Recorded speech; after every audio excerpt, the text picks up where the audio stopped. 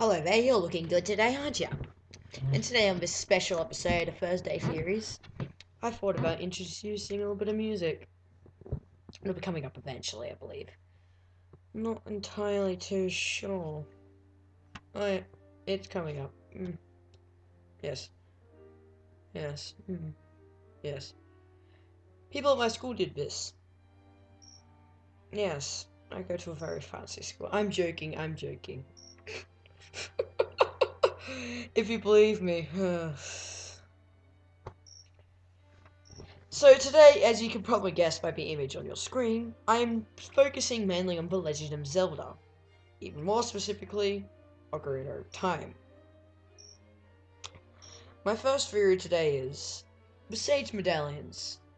Were they originally going to be used as C-button items to cast spells? Many people have theorized that the Sage Medallions that you get for completing the temples in Adult Link's world are originally going to be used as items because of early screenshots that showed the Forest Medallion equipped on Link's C-buttons. Several websites have reported on this and include pictures as proof, such as ZeldaWiki.org. According to that site, the Fire Medallion would have had the power of Din's Fire, and the Spirit Medallion would have had the power of the Lens of Truth. However, you do not have to ever hack the game, play a beta version, or talk to a programmer to see extremely strong evidence that this theory is absolutely correct, as one remnant of it still exists in the final game. Take a good careful look at the symbol on the Fire Medallion. It's a three-pronged flame. This is one other place in the game where that symbol appears. It's on the pedestal that's in front of the Shadow Temple's entrance. It is quite clearly the same three-pronged flame tilted at a 45-degree angle, just as a symbol on the text box sprite of the Fire Medallion. But why is it there? When you first get to this area, the torches are unlit and the entrance to the Shadow Temple is closed. You're supposed to stand at the pedestal and use Din's Fire so that all the torches are lighted at once, which opens the gate into the temple. Because the Fire Medallion logo is there, it's abundantly clear that the original plan was for Link to use the Fire Medallion while standing on the pedestal. This idea was apparently abandoned when the powers of the medallions were taken from them and given to other items. But the symbol remained, even though Din's Fire has no such symbol associated with it. Not that you need to have this puzzle solution spelled out for you anyways. The strangest thing is that since the Shadow Temple isn't accessed until quite late in the game, it suggests that either the medallions as items idea wasn't scrapped until late in the game's development, or the Shadow Temple was finished early. Second theory. The Fire Temple is the Spectacle Rock Dungeon. When you enter the Death Mountain crater, you can see two very tall, dome-shaped rocks formations sitting right across from one another. Smoke is billowing out of their tops, and a heart container piece rests on top of one of them. They are never actually mentioned by name, but I highly suspect they are supposed to be Spectacle Rock.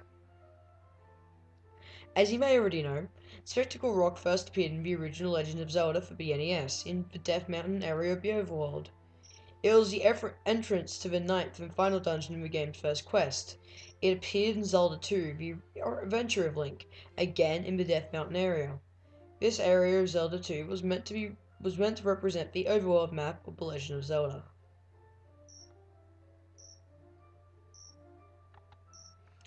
Spectacle Rock would again play an important role in the Death Mountain area of The Legend of Zelda: A Link to the Past, so the Super NES.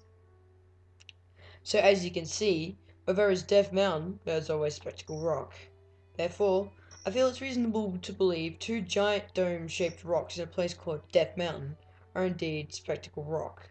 Also, look at the shape on the map in the bottom right corner. A little lopsided, but just like their past representations. They certainly look like a pair of eyeglasses.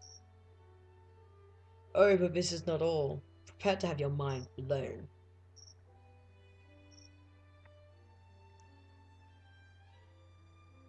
Boom. Take a look at these maps of the Fire Temple. I shall put the link down in the description. It certainly does look like the dungeon itself is supposed to be the inside of these two giant rock domes. Look how it's split into two halves, each ascending up to a circular room at the very top.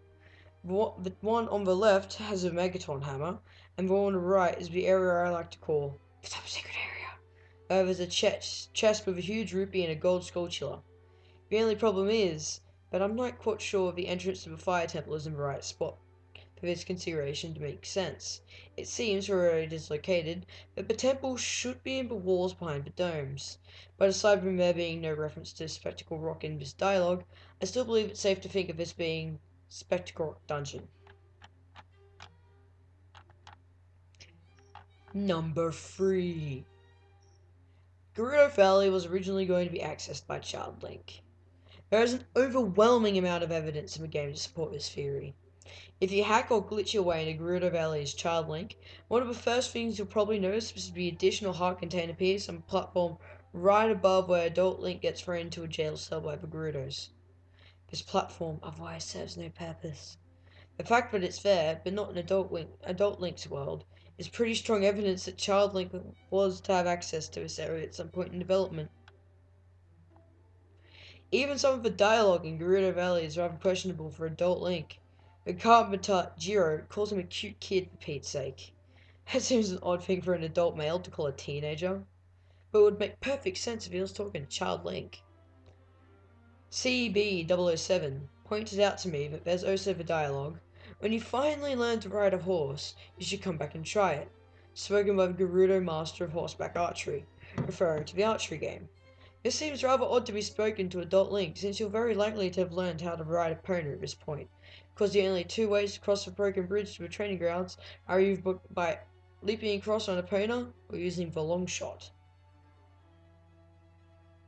Also, when you sneak out of a Gerudo prison as Adult Link, you can knock the Gerudo guards out by shooting arrows at their heads. In scenes like this, it would be slightly more rational if you were using a slingshot instead. Yeah. Think about that for a second. Theory 4. The Forest Temple was originally going to be the Wind Temple, and the Water Temple was originally going to be the Ice Temple. There is a lot of evidence to support this theory in the game as well. The biggest indicators of this are the areas in Ganon's castle. Good night. Based on the Forest Temple and Water Temple. The Forest Temple area has wind-based puzzle. The fans used for this puzzle never even appear in the Forest Temple at all. Only the Shadow Temple has them. The Water Temple area is based on the Ice Cavern instead of anything that actually happened in the Water Temple. It's very likely that the Ice Cavern is all that remains of the actual planned Ice Temple. Perhaps an entire dungeon full of ice-based puzzles was just too hard to do. Or someone just liked their Water Temple ideas more. I'm willing to bet dollars to donuts that this change up in development is exactly why you can never fall Zora's Domain. Sheik tells you that the reason Zora's Domain is frozen is because of Morpha in Lake Hylia's Water Temple. But Lake Hylia, despite being close to the so-called source of the problem, is not frozen at all. Suffering a drought, yes, but not frozen. Reading Morpha, as you already know, does nothing to unfreeze Zora's Domain. The more likely explanation is that the cold air was coming from the boss of the Ice Temple, now the Ice Cave, and meaning it would have unfrozen Zora's Domain. But since the Ice Temple was cut, that part of the game was cut too, and that line of dialogue was given to Sheik to explain the cold air, even though it clearly makes no sense. On the Forest Temple / Wind Temple theory, consider that only two fans appear in the Ganon's Castle segment based on the Forest Temple, but the symbol on the Forest medallion looks a heck of a lot like a fan.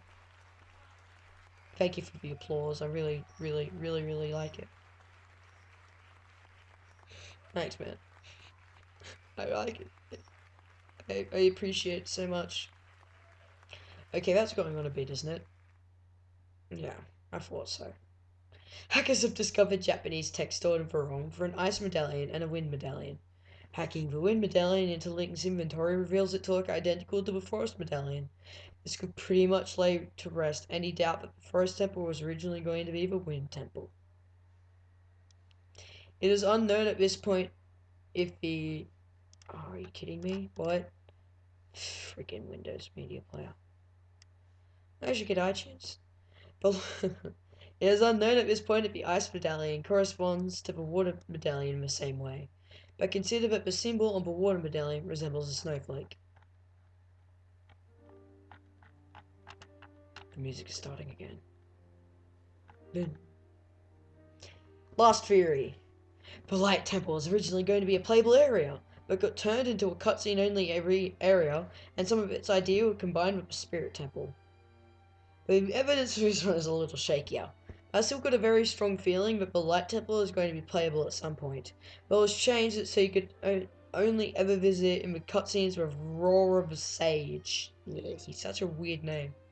And that its basic ideas were combined with the Spirit Temple. For one thing, it seems really strange that the Light Temple and Sacred Realm are mentioned so often in the dialogue, only for you to actually never be able to explore them. For another, the Spirit Temple contains two completely different types of puzzles, time-based and light-based. My guess is that the light puzzles were probably originally intended for the Light Temple, and the Spirit Temple was going to be entirely based on traveling through time. But for whatever reason, be it time constraints, pun, or the inability to make an entire dungeon out, or just one of these two concepts alone, the two ideas were merged into one. I also add that Gabora's dialogue is a bit odd when Child Link meets up with him, sharing his portrait of the Spirit Temple. It sounds as though he is talking to Adult Link 7 years later. Hey, what's up, Link? Surprised to see you? Long time as well is almost nothing to you, is it? How mysterious. Even I thought that the tales of a boy who could travel back and forth through time was merely a legend. Link, you have fully matured as an adult. From now on, the future of all the people in Hyrule is on your shoulders.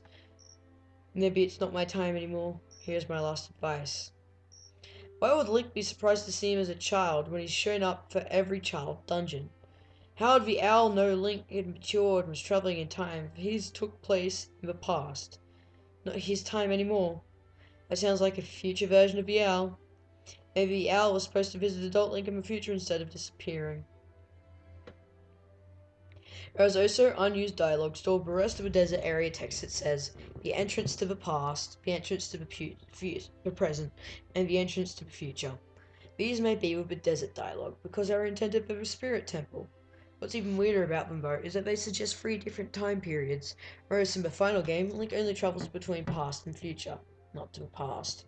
Anyway, the owl's dialogue being out of sync is probably a result of these changes being made. It is quite possible the Prelude of Light's original purpose was to walk you to the Light Temple instead of Temple of Time. If it's taking you to the Temple of Time, shouldn't it be called the Prelude of Time? It's also the last song on your list, despite how early you learn it, suggesting the Light Temple would have been the last dungeon you'd explore before Ganon's castle. But wait, there's more in this one. This is where you walk to in the Temple of Time when you use the Prelude of Light. Take a good look on the symbol of the warp pad. Why hello there, Light Medallion. You seem to bear the same symbol. Prelude of Light almost definitely intended to be a warp to the Light Temple. Hell, I think there could even be a strong argument that the Temple of Time itself is what's left of the Light Temple. Not only the symbol on the warp pad, but the light shining in through all of the windows. And look at the carving on the door on the back that leads to the room of the Master Sword. It's a sun! But what would you have gotten for beating the Light Temple? Probably the light arrows, of course. And that will definitely be right in line with the Light Temple being the final one before Ganon's castle, since you wouldn't need them until then. But that's quite enough speculation for one day. So guys, see you next VI. Hope you had a good time looking at this one. Like and favorite if you want. Subscribe definitely, because we can always use more subscribers. Comment if you like the music. See you later, goodbye.